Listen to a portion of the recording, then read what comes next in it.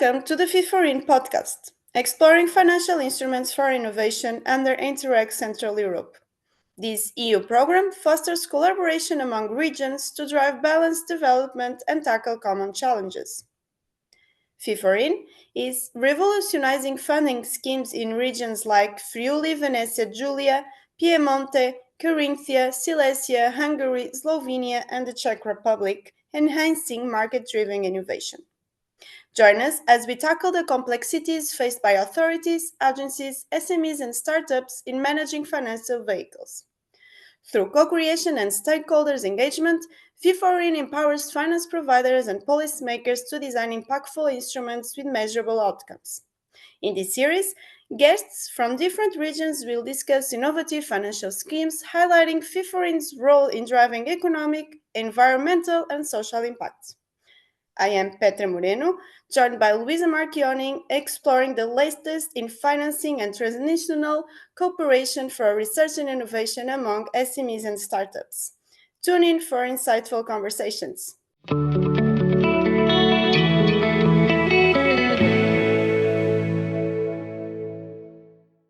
Today, we are thrilled to have Mr. Daniele Pecorella with us.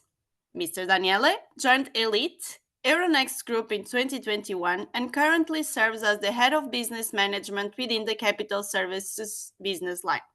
In his role, he provides a diverse range of solutions designed to assist ambitious SMEs in preparing and structuring their growth, working closely with financial intermediaries to ensure their success.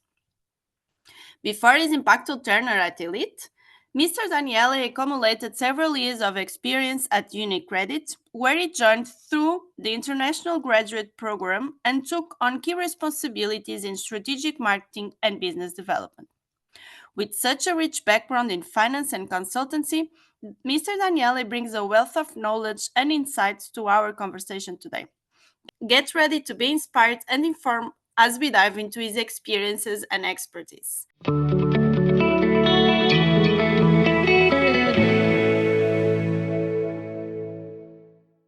Welcome, Mr. Daniele. Thank you very much for being here with us today. Let's start by introducing briefly about your institution and your country. Could you please briefly introduce Elite and its role in the innovation support ecosystem of Italy, please? Yes, thank you very much for having me. I'm Daniele Pecorella, head of business management of the transaction services team inside Elite. Elite, to be really clear, it's the Euronext Group's SMEs ecosystem, and with a clear purpose of bridging the gap between private and public markets. As Elite, we were born in 2012 inside the primary markets of Borsa Italiana, so the Italian Stock Exchange. We became a company a few years later, and now we are a wider ecosystem that involves not only Italy, but more or less all the countries where Euronext as a stock exchange is developed. In particular, I can state as these tier 1 countries: Portugal, France, Belgium, the Netherlands, Ireland, and Norway. That with Italy are all the stock exchange that are part of this leading public infrastructure in Europe.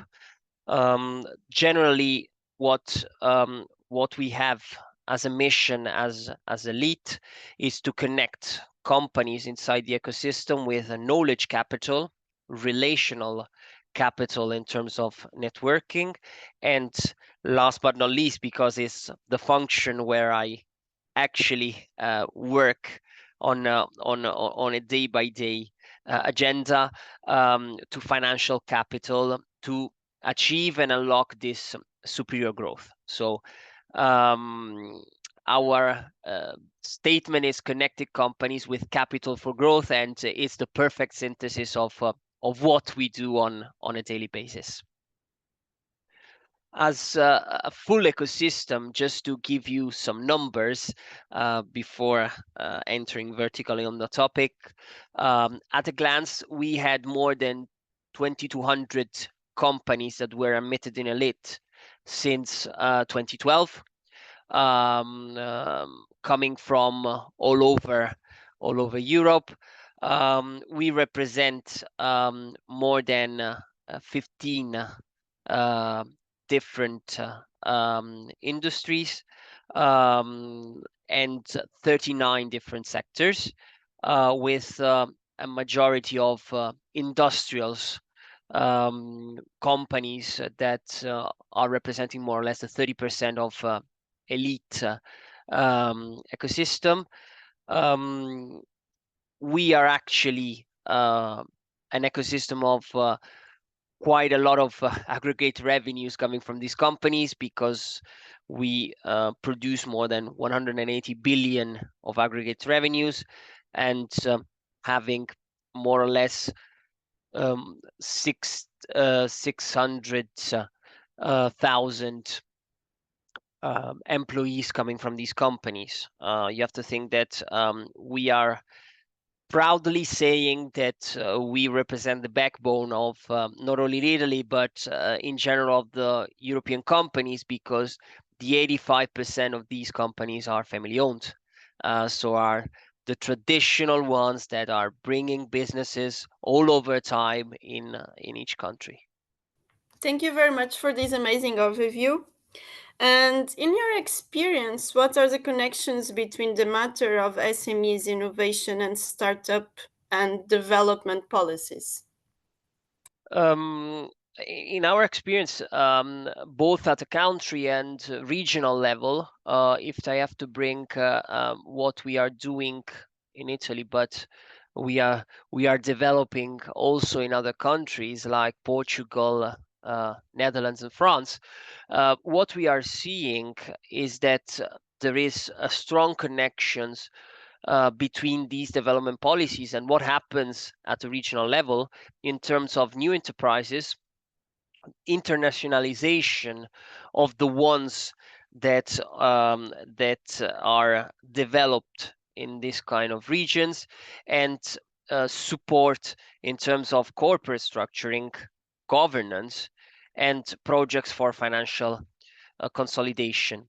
What happens in terms of opportunity and services is that development policies at the European level are made executed by local institutions that support companies in terms of strategic, often analysis, um, drafting with them a growth plan, helping them especially to identify any critical factors, pain points that could, or roadblocks in general, that could somehow be in the path of their growth, and they help by defining with them a marketing plan, a business plan, a development plan that somehow establishes new products, services, and potentially new partnerships.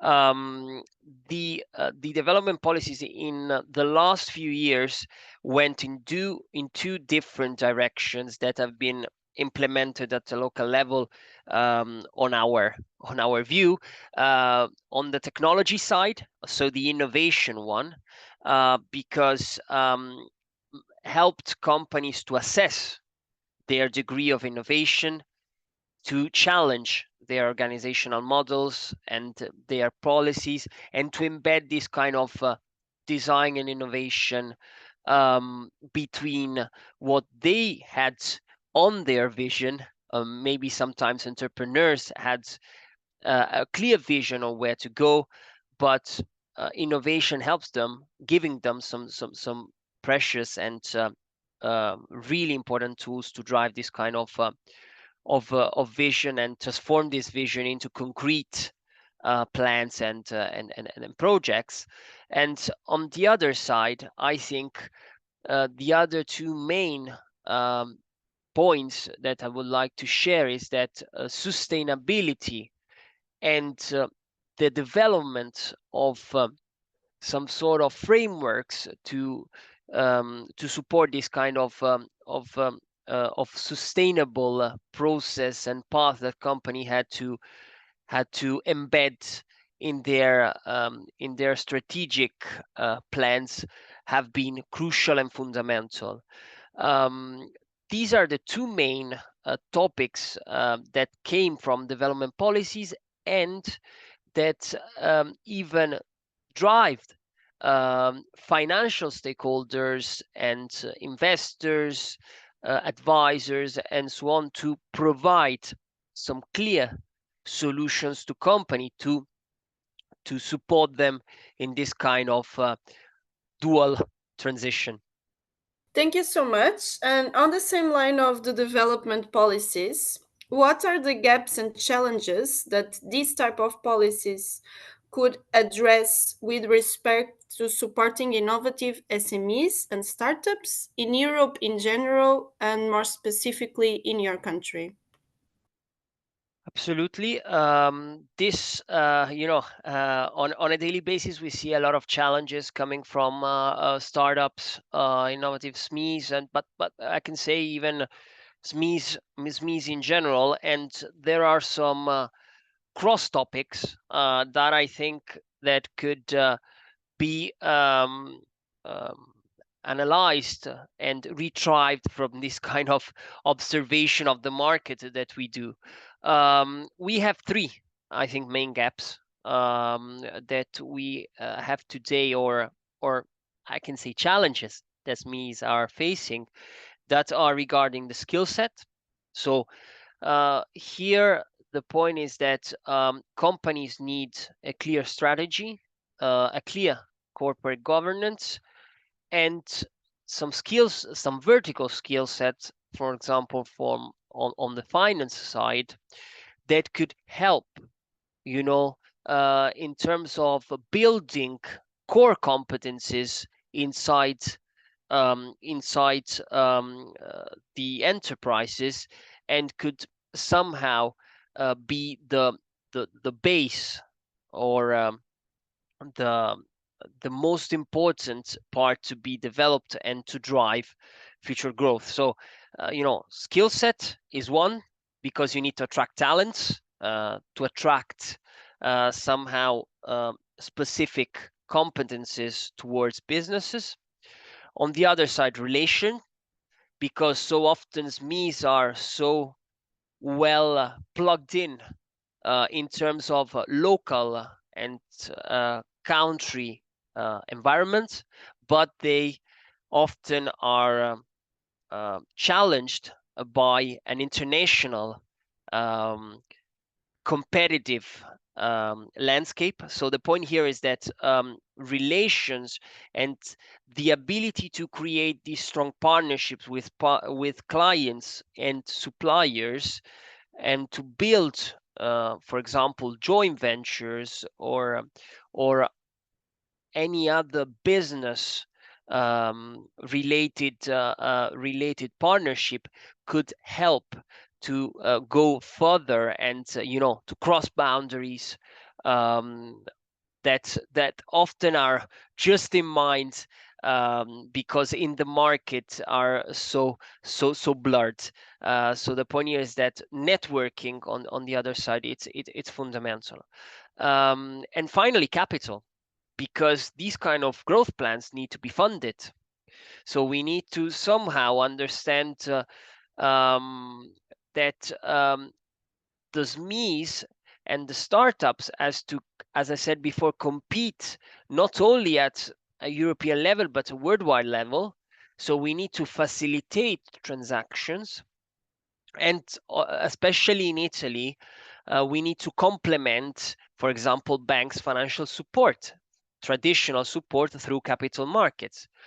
How we can do that? Probably with some alternative finance solutions, that could bring some sort of race between equity deals to create some sort of bigger players in the market, debt deals that could follow already the growth of company and help entrepreneurs and their vision or startups to collect the capital to deliver the growth plan.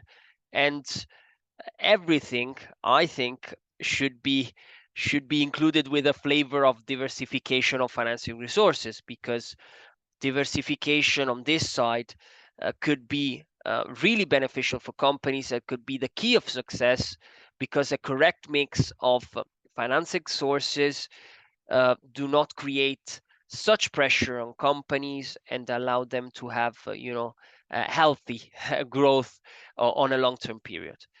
So these are the challenges, and probably I touched some of the solutions that I think and I deem proper for these kind of challenges. Thank you, Daniele. And actually, going a bit more like in detail when we speak about support instrument, what are the advantages and disadvantages of combining the instruments with the use of European structural and investment funds?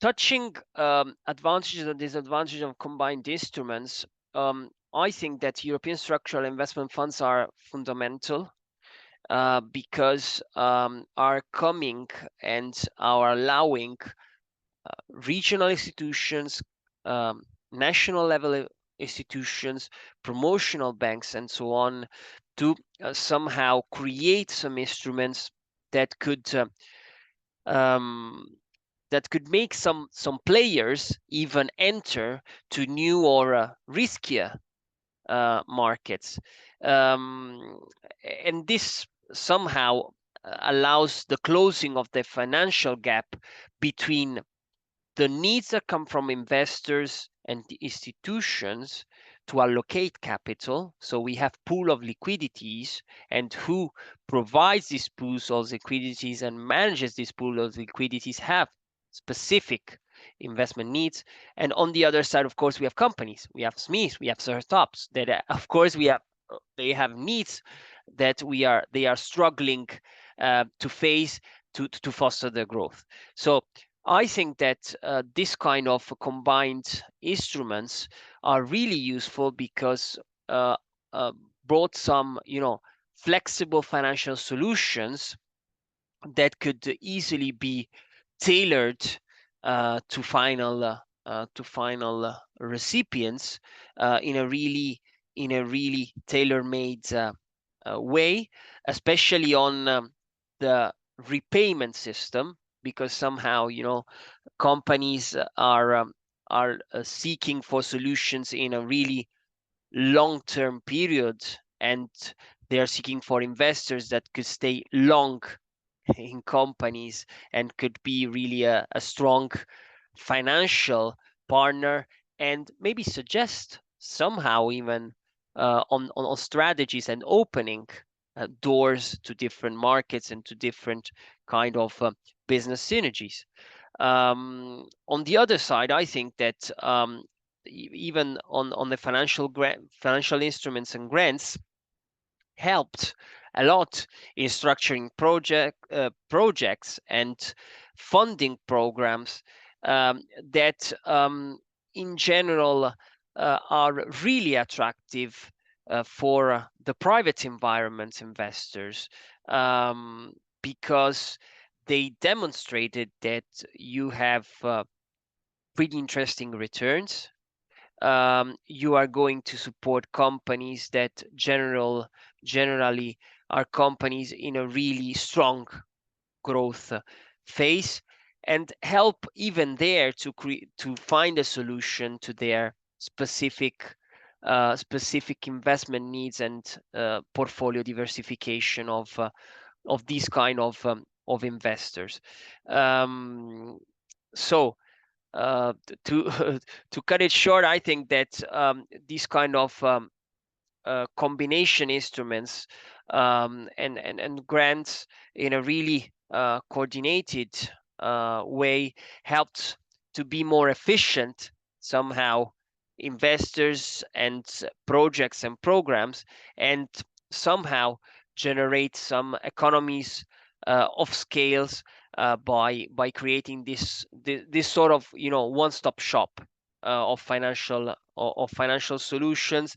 And I found that this kind of coordination and create a system between or a platform between all these kind of financial stakeholders, it has been really powerful and useful.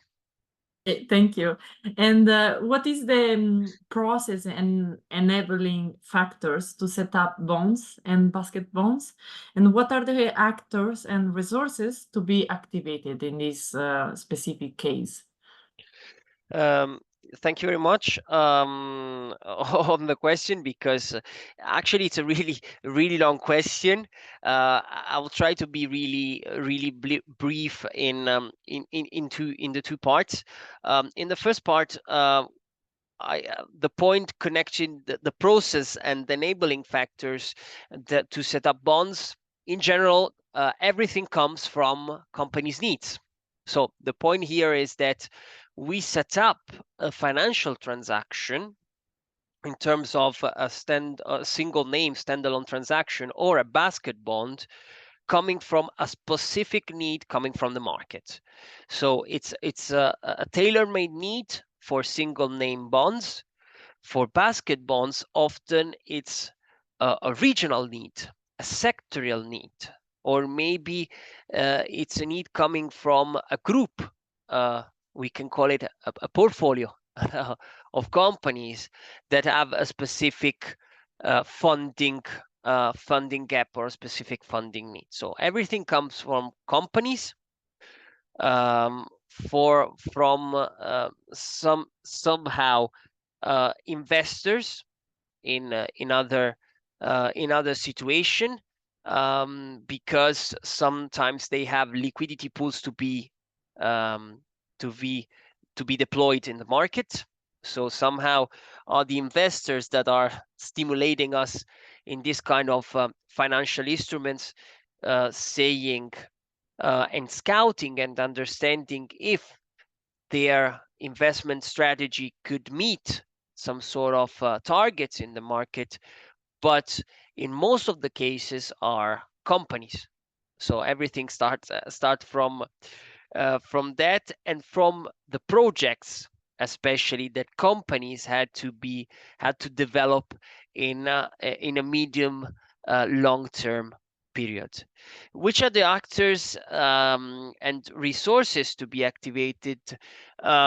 Everything what we do in this kind of programs, bonds and basket bonds, is we understand that there is a need in the market, and sometimes we secure on the first step that there is some sort of liquidity pool that could address these needs. So first of all, as an actor, we need an investor that could be public or private, that could somehow bring capital to these kind of financial structures. On the other side, we need SMEs, so companies looking for financing, and that they would like to share these financial needs to access, in this specific case, debt solution in a really transparent and virtuous framework. Then we have in the middle, of course, the financial ecosystem. The idea of having a multi-bank servicing model where financial institutions could support these kind of bonds or basket bonds in different steps of a really standardized process where they can structure the deal. So they are in the middle between the needs of the companies, the documentation that the company has to develop, and on the other side, the investors' request. So some sort they in the service model they are in the middle, and they have a real crucial role to deliver the transaction. And then around these three main roles, we have other institutional endorsements coming from public sector or multilaterals that they could implement a liquidity facility, a credit enhancement mechanism, or some sort of dedicated funds to release a guarantee on bonds or basket bonds, and in general all the other roles that enter this kind of debt issuing coming from the company, and that have in the specific step of the process a really important role and acting, such as legal firms, such as other corporate advisors, other rating agency, and so on. So we have a real different audience of actors depending on the financial transactions, but the main ones are the ones that I just stated. Thank you so much for your overview. And now, talking about good practices, is there any instrument within your institution that you would like to describe as innovative? Absolutely. I think that basket bonds, as I said, are really innovative because they bring some clear advantages to companies, because they allow to raise capital with a longer return plan compared to traditional way of financing. They create a relevant financial solution that could be valuable for big investors, European Investment Bank, national promotional banks, and so on, in terms of standing and pricing.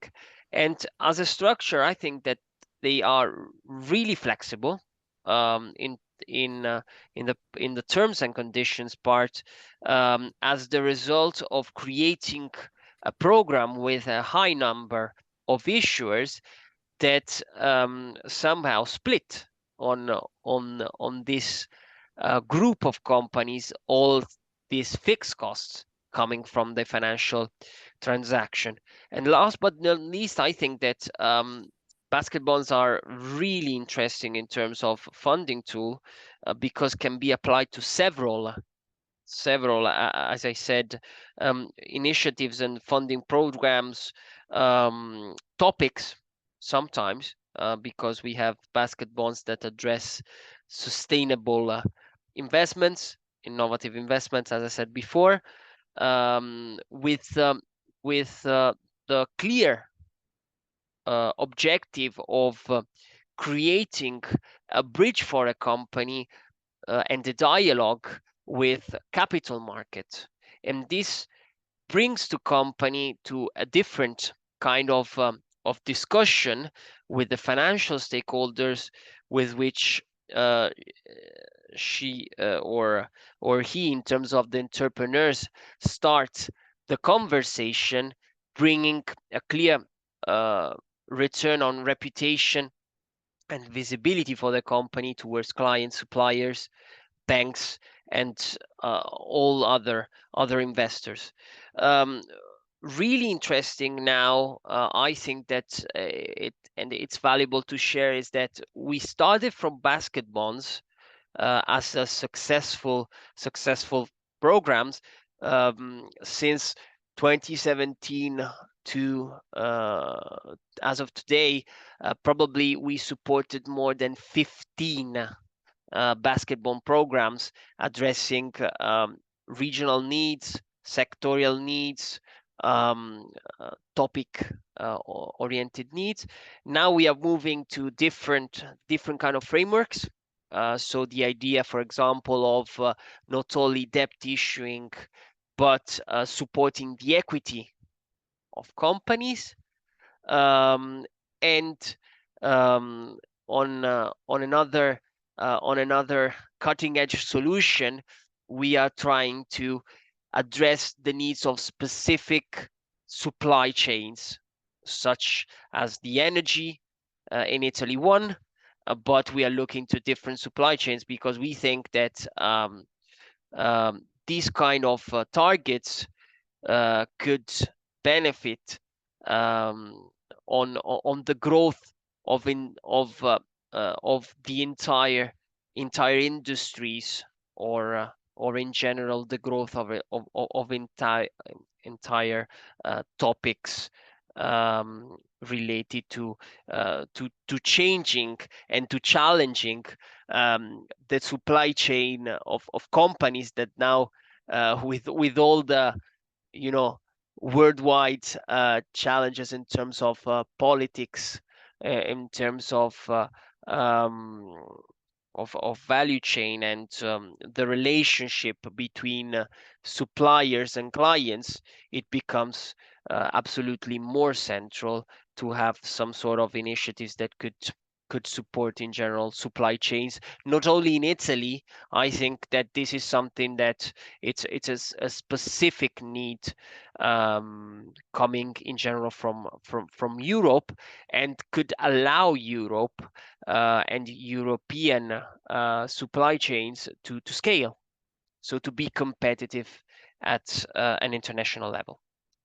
You have been talking also not about Italy, but also about Europe, and I think our listeners would be very grateful for this answer. So, can you think of any other example of good practices from Italy or the world or Europe in this specific financial instrument, bonds and basket bonds, that is worthy of being followed? Yeah, I think that I would like to focus on these last statement and sharing that I did on supply chains, because I want to bring a real important experience that we are having in Italy on two different levels and two different programs. The first one, I think that the program that has been launched by a Lombardy region at a regional level, on supporting and giving alternative credit with a specific basket bond to Lombardy most important supply chains. It's really interesting, and I think it's really innovative, because it doesn't give only support to supply chains and to companies to finance their programs inside inside this kind of basket bond, with a clear institutional investment from the region and from the national promotional bank.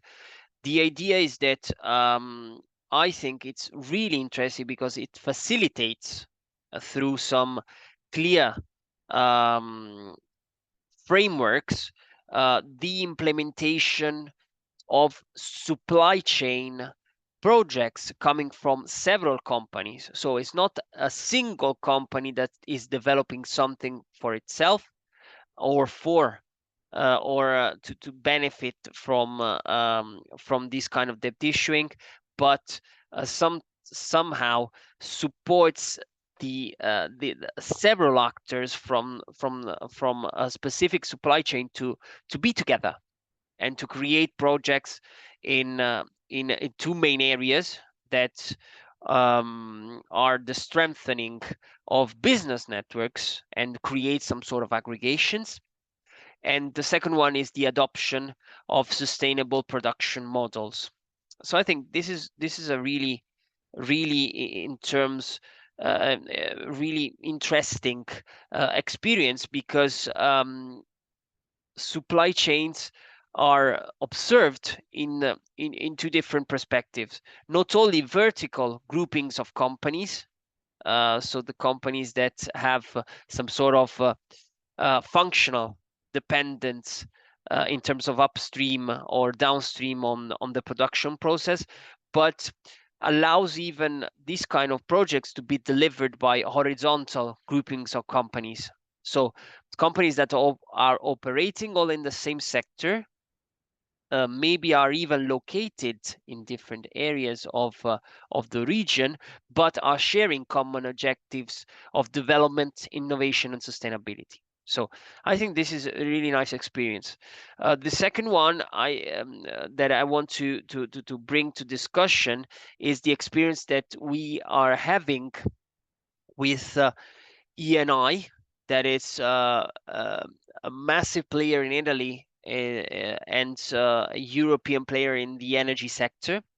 We and acts as a sponsor of its supply chain, and in general on the energy supply chain for being a leader on sustainability projects and launching a basket bond with institutional investors that could support projects delivered by its supply chain companies inside the energy sector, with the specific aim of driving this kind of sustainable transaction of companies. So, of course, this kind of program has a pretty strong ESG focus because there is a clear sustainable purpose for the issuings and the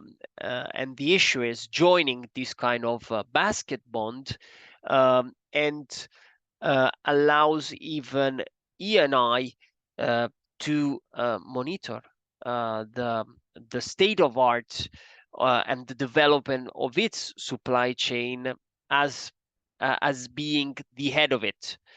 So this is really important for us, because even here we have a common sharing that that both companies that are inside this kind of supply chain and ENI, that is probably the leader of this supply chain in Italy, and it's one of the main European companies, probably are sharing that these kind of objectives, and to grow we need to do it in a sustainable way, and we plug a financial product with a specific sustainable purpose to support this kind of growth. So these are two supply chain example, really vertical, the energy one, general, the one on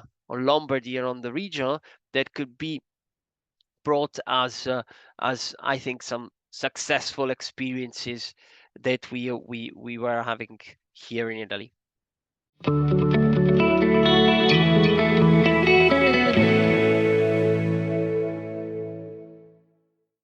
Thank you so much. I think you provide us really a good overview about many examples of good practice, even in Italy, in specific regions, or in general in Italy. So I think I will jump directly to one last question to conclude this podcast. And do you have any recommendation that could help to improve the range of support tools available on the market? I think that we have to look to support tools in three different perspectives, and in terms even of recommendations. So on the first side, I think that we need to somehow help the education of companies. So all the programs, in terms of facilitating these programs, of point of contact and touch base in capital markets, because companies must understand that probably this kind of diversification of funding sources coming from capital markets, from other kind of financial stakeholders, could be beneficial, and is something that you need to use and you need to approach with a specific purpose. So we don't have to collect capital and then you see which are the initiatives, but what is the proper focus are the initiatives that companies has to deliver, and then you need to understand and be really precise which are the financial instruments that could support you. So everything that helps companies access companies to this kind of conversation and this kind of networking activities, not only at a country level or regional level, but I think at European level, has to be crucial. So incentives in that side, of course, could help this kind of development and being prepared for companies in this kind of discussions. On the other side, I think for financial tools, they recommendations will go in the direction to create more and more guarantee schemes or other sort of financial um, financial mechanism that could help investors to allocate their capital. Capital markets union, it is something that we are trying to slowly uh, we develop, and we are all eager to go in that kind of direction. But is important in this path to create other some sort of tools that could help investor to deploy capital. This could be on the guarantee side, the grant side, by lowering investors' risk and allowing new investors in the private and the public arena. On the other side, on the financial standpoint, of course, I think that another important part is to go for and give capital to even other stakeholders, not only the, the public ones, but even the private ones with a specific purpose. So help the collection of capital, but on specific topics through incentives, through taxation, through any other tools that could help even the collection and not only the deployment of this capital, and create this kind of positive cycle of capital to be invested directly in companies. On the other side, of course, all the policies that we are seeing in terms of transparency, in terms of reporting, are are helping a lot. But the other recommendation that I think it's really useful is to try to homogenize this kind of reporting on specific topics, innovation, sustainability, and so on, to create more and more a common framework, a common background where investors, financial stakeholders, and any other um, liquidity pool provider um, could um, could evaluate and could analyze, and then be um, uh, really concentrated in helping companies and not somehow losing time on a really long process. So it has to be really streamlined, simple, homogeneous process, but not only in Italy, I think around Europe, because the most important value that we need to bring is that we look to SMEs and startups not only at a country level but at a pan-European level. So we need to to really help contamination between different environments and countries. And I think that we are doing many good steps in that direction, but there are still a lot to do. Thank you so much, Daniele. I think we will close with this last recommendation about the harmonization between reporting systems in Italy, but also as well perhaps even in a European level. Thank you so much for being with us today, and thanks to our listeners. And looking forward for the next podcast. Thank you. Thank you very much to you and for the invitation.